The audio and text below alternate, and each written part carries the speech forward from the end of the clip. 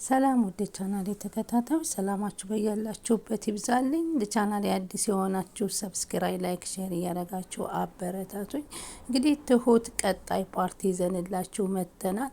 ትሁት እንግዲህ ያላሰበችውን አስደንጋጭ ነገር በወረቀቱ ላይ የተደገፈ ፎቶግራፍ ጋራ ወደነ ካሌብ እጅ ገብቶባታል ማለት ነው። እንግዲህ ቲና ደግሞ ሳታስበው በተመስገን ወጥመድ ውስጥ ገብታለች ማለት ነው።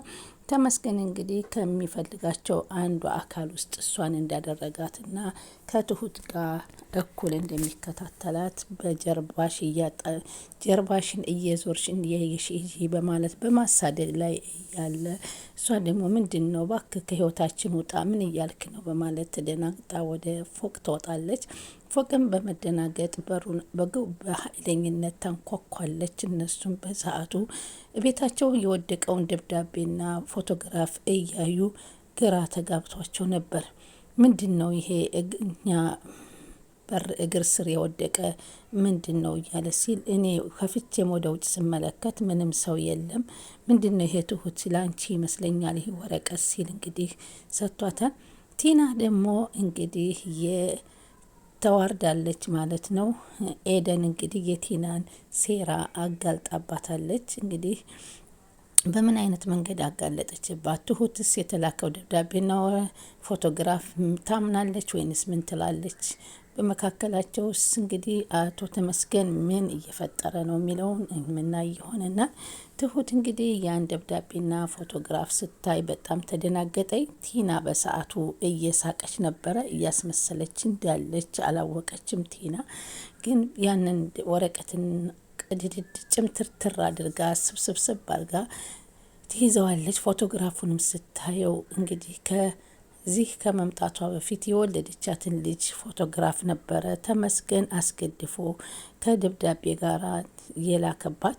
በጣም ተደናግጣ ስልኳን አንስታ ወደ እህቷ ነበረ እየደወለችው። ምንድን ነው በዚህ ልክ እሱ ከቤተሰብ ውስጥ እንዴት ሆኗል ማለት ነው እንዴ? አሁን እኮ ያችን የወለድኳትን ልጅ አመጣት ፎቶውን በማለት ለእህቷ ደውላ ስልክ ትሁት ትናገራለች። እሱም ወደ ኪችን ተከትሎ ተመስገን አንቺ ይህቺ ልጅሽ ምንሽ ናት? ልጅሽ ናት? ተረጋጊ እያሉ አባባም ሲጠይቋት የእህቴ ልጅ ናት፣ የእህቴ ልጅ ናት፣ ምንም አልዋሻችሁም እያለች ነበር የምትናገረው። ግን በሰዓቱ ትንቀጠቀጥ ስለነበረ ተረጋጊ እያሉ ቲና እንድክሟታልና እናስተኛት በማለት ሀሳቧን ትቀይራለች።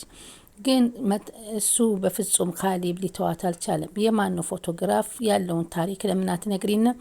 ልጅሽ ከሆነች ለምን ልጄ ናት አትይም ሲላት ልጅ አይደለችም የእህቴ ልጅ ናት በማለት ነበረ ድርቅ ብላበት የነበረው። ግን አይኗ ላይ ያው ውሸት እንደዋሸች ያመለክታባት ነበር። ቲና በዛን ሰዓት እንግዲህ እየሳቀች ነበር። ኤደን እንግዲህ ባለፈው እገታው ላይ ሂዳ ተመስገንን ስላየችው ተመስገን እንግዲህ ከጀርባዋ እሷን እያሳደደና ማስጠንቀቂያ እየሰጣት ይገኛል። ኤደን ሁለተኛ ከእኔ ህይወት ውጪ ያለበለዚያ ከማሳደዳቸው ሴቶች ውስጥ አንዷ ትሆኛለች በማለት ነበረ ማስጠንቀቂያ ሰጥቷት የነበረው።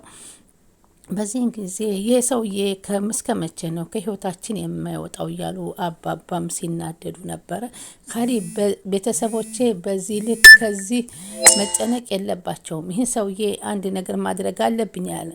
ትሁትም አባዬ አለች። ከአንድ ነገር ውጭ እሱን የሚመልሰው ነገር የለም ስትል ስትናገር ካሌብ ምንድን ነው አንዱ ነገር በማለት ሲጠይቃት እኔን መውሰድ አለበት፣ እኔን ካልወሰደ በፍጹም አርፎ አይተኛም ስትል እሱም ማድረግ አይቻልም ይላሉ አባባም። እንዴት እሱም ይህን ማድረግ ቢቻል ኑሮማ እስከ ዛሬ ከህይወታችን አውጥተነው ነበር። እንዴ ምንድን ነው ነገሩ? እስከ መቼ ነው አለችና ኤደን ተናገር። ሲያሳድድና ተሳዳጅና አሳዳጅ ሆነን የምንቀጥልበት ምክንያት ምንድን ነው በማለት ኤደንም ትናገራለች። በዚህ ጊዜ ትሁት ብድግ ብላ ነገሮቹ ስላልተረዳት ወደ ኪችኗ ነበረ የሄደችው። ሁላቸውም ግን ቁጭ ብለው ሲመካከሩ ቲና አይናቸውን እያየች ምን ሊፈጠር ነው ትል ነበር። ከዛ ኤደን እንግዲህ እባካችሁ ይህን ሰውዬ ይህንን ተመስገን የሚባል ለፖሊስ እናሳውቅና ሰላም እንሆን ስትለው ለፖሊስማ ማሳወቅ የለብንም ይላል ካሊድ። እኮ ለምን አለች ኤደን። ከዚህ በላይ ምን ሊያደርገን እንደሚችል ታውቃላችሁ ስትል ነበር የተናገረው። አባባም የኔ ልጅ ለፖሊስ ብንናገር ምንም መፍትሄ አናገኝም፣ ይሄ ሰውዬ ለማስረጃ ምንም የሚጠቅም የምናቀርበው ማስረጃና መረጃ የለንም። እንዴት አለው። እንዴት ይሄን ትላላችሁ? አይ በቃ ይሄ እኛ ያላየነውን ነገር ለሱ ጥቅም የለውም እና አይጠብቅም፣ ያሳስረናል። ምክንያቱም ከሱ ያየነው ወንጀል ስለሌለ ሲሉ እሺ ምን እናድርግ ነው የምትሉት በማለት ምክክራቸውን ይቀጥላሉ። ትሁትም ገብታ ቀረች። ምን ማድረግ እንዳለብን እኛም ግራ ገባን እያሉት ቲናም ሁሉን ነገር እንደማትናገርና እንደማታቅ እያደረገች ተስታስመስል እንደቆየች ኤደን እየተመለከተቻት ነበር። እንግዲህ ትሁቴ ወደ ማድቤት ሂዳ በለቅሶ እንባ ነበር ስትታጠብ የነበረው። ማድረግ ያቃታት ነገር አለ። ምክንያቱም ለነሱ ይህንን የልጇን ሚስጥር ደብቃለች። ግን ትሁት ከሷ በፊት ላለው የህይወት ታሪኳ በዚህ ቤት ሰራተኛ ሁና እስከ ገባይ ድረስ የልጇን የህይወት ታሪክ መደበቋ ምን አስፈለገ ሲባል እንግዲህ ምናልባት ልጅ አላት ሲል ካሊብ ላይ አገባኝ ይችላል በሚል ይሆናል በሚል ብንለፈው እስኪ ወደፊት የምናየው ነገር ሊሆን ይችላል። በዛን ሰዓት እንግዲህ ካሊብ ተከትሏት ገባና ትሁት ምንድነው የተፈጠረው ነገር ለምን አትነግሪኝም እያላት ነበር። እሷም ለእህቷ ደወለችና እህቴ ፎቶግራፏን የልጄን እኮ ይዞልኝ መጣ። ይህቺ ልጅ እንግዲህ በልጅነቷ ተደፍራ የወለደቻት ልጅ ናት። ይህን ታሪኳን እንግዲህ በመናገር እሱ ህይወቷ እንዲሰናከል ይረዳኛል ብሎ ያሰበውን ነበር ያመጣላት።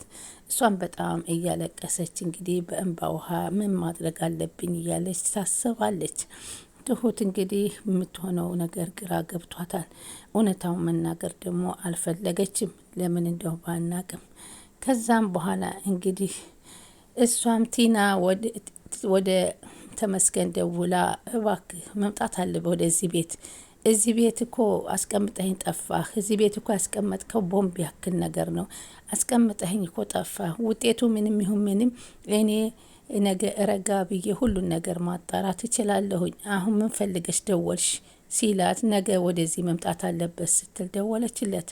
እፈልግሃለሁ። ለምንድን ነው የምመጣው አላት። እፈልግሃለሁ፣ ስለዚህ ነገ ጧትና እንነጋገር በምትልበት ሰዓት አንቺ ልጅ እኔ ከሱ ቤት መመላለስ አልፈልግም፣ ከተሻለሽ ተሻለ ብለሽ መውጣት አለብሽ ሲላት ገና ነኝ እኮ ገና ኦፕሬሽንን አልጨረስኩም፣ ምን አሳክቼ ነው መውጣ፣ ሌላው ይቅር የካሊብን አይን እኮ ወደ ራሴ መመለስ አልቻልኩም ስትለው ምን ትንከረፈፍ ያለሽ ታዲያ ቶሎ ቶሎ በይ፣ እኔ ግን አንመጣም ነገ ሲላት ተመስገን ትመጣለች እያለች ስልክ ስታወራ ኤደን እንግዲህ ሰማቻት ማለት ነው። ከዛም በጣም ደነገጠች። ኤደን ደግሞ ኧረ እባክሽ አለቻት እና አጠገቧ አንቺ ጋር ማደር እችላለሁ ወይ ስትል ጠጋለቻት።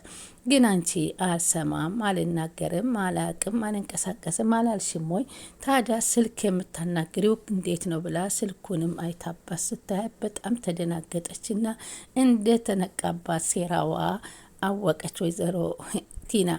ከዛ እንግዲህ ካሊብ ወደ ትሁት ሄደና ትሁት ምን ሆነሽ ነው ትንቀጠቀጫለሽ? ለምን እውነታውን አትነግሪኝም? ቆይ ትሁት ምን እያልሽን ነው? ምንድን ነው ያስፈራሽ ነገር እያለ ሲጠይቃት አይ ምንም ያስፈራሁት ነገር የለኝም አልፈራም አለችው። ትሁት እባክሽን አትደብቂና፣ አንቺ እኮ የኛ አንድ ቤተሰብ አካል ነሽ። ስለዚህ ንገሪንና ነገሮችን እንፍታው። አይኖችሽ ላይ እኮ ያረጋግጣል፣ እጆችሽ እኮ ይንቀጠቀጣል፣ ሰውነትሽ እኮ በላብ ውሃ ተዘፍቋል። ስለዚህ እንዴት ብዬለም ትኛለሽ ሲል ካሊብ ትሁትን ያስጨንቃታል። ግን ለምንድን ነው ወረቀቱን የቀደርሽው ሲላት ወረቀቱን ባይነዋ መፈለግ ጀመረች። ትሁት ንገሪን ምንድን ነው? ቆይ በዚህ ልክ የምትፈሪው ምንድን ነው? ልጅቷ የማን ነች? ልጅቷ የእህቴ ልጅ ናት እያለ እየተንቀጠቀጠች ትነግረዋለች። ከአፏ ላይ መንቀጥቀጧ ውሸት እንዳለበት ያመለክትባት ነበር። እርግጠኛ ነሽ ግን በማለት ይደጋግምላታል። አዎ አለና ወረቀቱን አነሳው።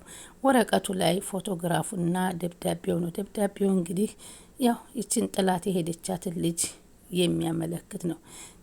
ግና አነበበውና ግራ ተጋባ።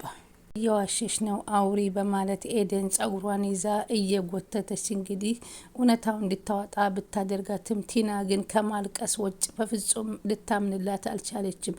ተነሺ ብዬሻለሁ፣ እንደምትንቀሳቀሽ እንደምታወሪ አውቄያለሁ ብትላትም በፍጹም አይኔን ድንጋይ አድርገው አላየውም ብላ ከዚህ በላይ ልታታልሊን አትችልም፣ ልታወሪ ይገባሻል በማለት ጥላት ቤት ውስጥ ስትገባ ነገሮቹ ስለተከሰቱባት በጣም ትናደድና ወይዘሮ ቲና ውሃውን አንስታ በሰውነቷ ላይ ተለቀውና ወደዛና ወደዚህ መወናጨፍ ትጀምራለች። ያስደነገጠች ነገር ነው ሲላት፣ በተላከው ነገር አይደለም የደነገጥኩ። ታዲያ ምንድን ነው ያፈዘዘሽ? አነበብኩት እኮ መነበብ የሚችል ጉዳይ ነው አላት። በዚህ ልክ እኛን ለማጣላት ህይወታችን ውስጥ ለመግባት ወገባቸውን አስረው የገቡ በዚህ ልክ መነሳታቸው በጣም ያሳዝናኝ። እውነት ነው ግን ትሁት በማለት ሲያፋጠጣት አሁንም አላመነችም። እዛማ ይዞሽ አለንልሽ ሲላት በስሜት ቅፍቅፍ ብሎ ካሌብና ትሁት ተቃቀፉ። ኤደን ደግሞ ለአባባ ሂዳ ምንም ውሸት እንደሆነ ስልክ ስታናገር እንደሰማች ብትነግራቸውም አባባም ደግሞ አሁን ገና እምነትን አጥተዋል። ስለዚህ ምንም እንዴት ማድረግ አትችልም እባክሽ እያሉ ቢሏትን በፍጹም አይኔ አይቻታለሁ አባባ እመነኝ አለችው። ለዚህ አይደረግ በዚህ ልክ ራሷን አትሸውድም ስትለው እባክህ ጋሼ እመነኝ እኔ ለማረጋገጥ ሞክር ስልክ ስታወራ እኮ ነው ያገኘኋት በማለት ደጋግማ ስትነግር ደነገጡ። አሁን ሰዓት ላይ 4 ደቂቃ ያክል አውርታለች ሲባል እንግዲህ ስልኳ ደግሞ ሄደው ሲፈትሹባት እንግዲህ ልክ አባባ ሲገቡባት ተዘግራ ወደቀችና ኤደን እንደ ጣለቻት መስሏቸው ኤደን አንቺ ነሽ እዚህ ጣልሻት በማለት ለሁለት አንስተው ወደ ፍራሹ ካደረጓት በኋላ ስልኳን ስፈትሸው ደልታው ስለነበር ከተመስገን ጋር ያወራችውን ባለማገኘቷ በጣም ነበረ የተናደደችው ኤደን ማለት ነው። ከዛም በኋላ ምንም ችግር የለም በዚህ ቤት ውስጥ ያለውን ነገር እኮ ካሜራ ስላለ በካሜራ ማረጋገጥ እንችላለን ሲሏት ቲና አይኗ ፈጠጠ፣ ሴራዋ ተጋለጠ ማለት ነው። ትሁት ደግሞ የልጇን ጩኸትና እንዴት ብላ በአገሯ ላይ ጥላት እንደመጣች በጆሮዋ ላይ እያቃጨለባት ስለነበረ በጣም እየዘገነናት የልጇን ጩኸት ማዳመጥና እሷን ልጇን ለማስጣር ስትል እየተደበደበችና እየተሰቃየች ያሳለፈችውን የልጅነት ህይወቷ በጆሮዋ ድምፁ ማቃጨል ጀመረ። በዚህን ጊዜ እንግዲህ አሁን እንግዲህ እናያታለን በመባል ካሜራ አለው ስትባል ወይዘሮ ቲና አይኗ ፈጠጠ። እንግዲህ ካሁን በኋላ ካሜራውን ይዞ ወደ ፖሊስ ነው